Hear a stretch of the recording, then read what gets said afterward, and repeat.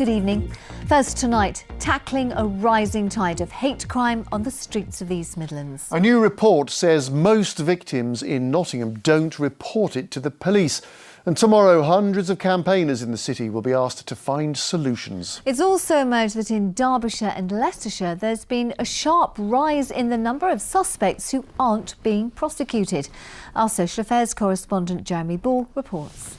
Just two guys came round the corner and then they just started to racially abuse me. Clive was waiting for a friend when two strangers turned on him. And they were shouting, kind of using black this, black that, and I was like shocked. I felt violated. But what really shook him up was the fear of what might happen next and the fact that no one stepped in. One of them was getting into my face and I felt very unsafe because they were very aggressive with this language as well. So it just wasn't the impact of the words, but their behaviour towards me.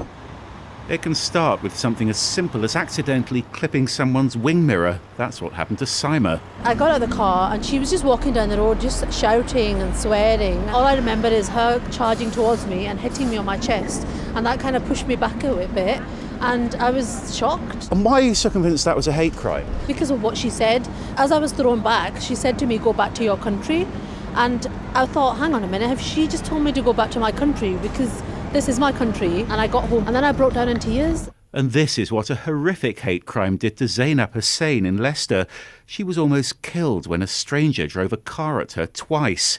Her attacker, Paul Moore, was jailed for life for attempted murder, a hate attack that's the tip of the iceberg. Campaigners here in Nottingham say it's a growing problem, and more than 1,000 people have been surveyed for this report out tomorrow. They talked about racial abuse, online hate crime, even attacks on people and property.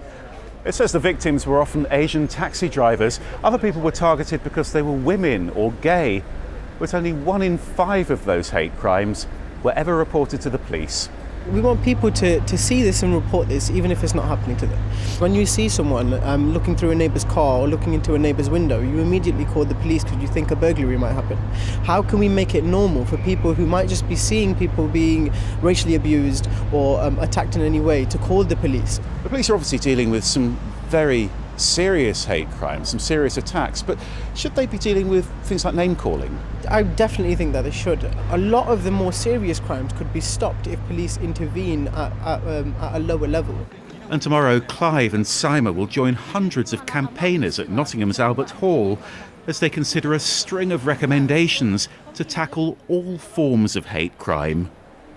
So, Jeremy, what can they do to make a difference? Well, and we just heard about that idea of encouraging bystanders to get the police involved. That's just one suggestion. They also want the police to make sure that more officers really understand what's going on here. There's a suggestion too to set up something like the old racial equality councils. You might remember they used to exist to sort of help and support victims of prejudice. And we've also got some new figures, some police figures on hate crime. Yes, the BBC's been speaking to forces across the country. Now, Nottinghamshire's seen a sharp rise in religious and racial hate crime reports over the last 4 years, and that's pretty much in line with the national trend. Interestingly, though, Nottinghamshire's figure is still far lower than the number of reports in Derbyshire and Leicestershire. Now, that might partly be because Derbyshire and Leicestershire forces both cover much larger, visible Muslim communities. And are more people being prosecuted then? Well, not in Derbyshire or Leicestershire, no. Far fewer people, in fact, these figures showed, were being charged with hate crimes there. Now, Leicestershire police told us that's partly because a lot of victims simply don't want to go to court. They say they're often using things like cautions or restorative justice instead. And they say where people are charged, those more serious offences, well, the vast majority of them now are getting convicted.